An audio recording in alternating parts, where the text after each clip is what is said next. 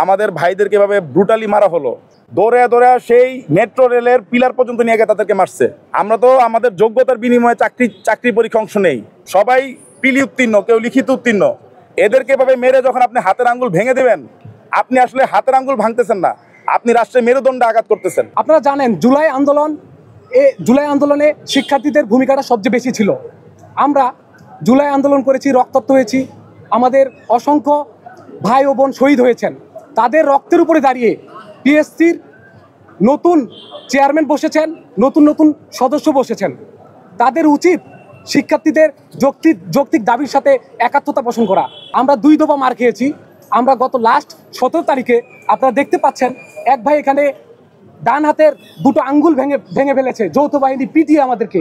আমরা কি করেছিলাম, কি দোষ করেছিলাম?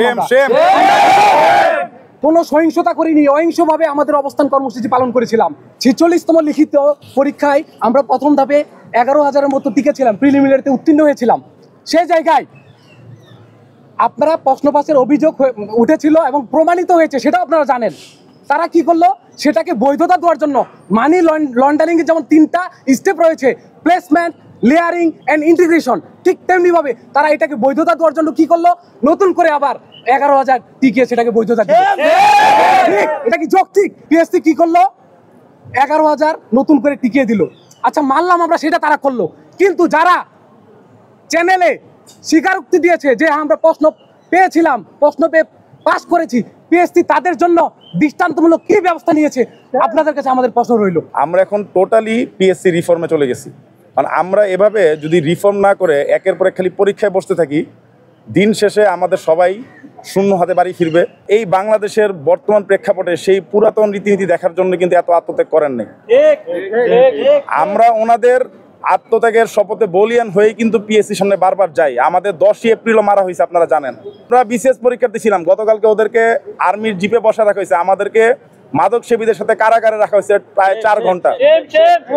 প্রফেসর ডক্টর মোহাম্মদ ইউনূসের এপিএস সাব্বির আহমেদ, ওনার কাছে আমরা স্মারকলিপি জমা দিয়েছি।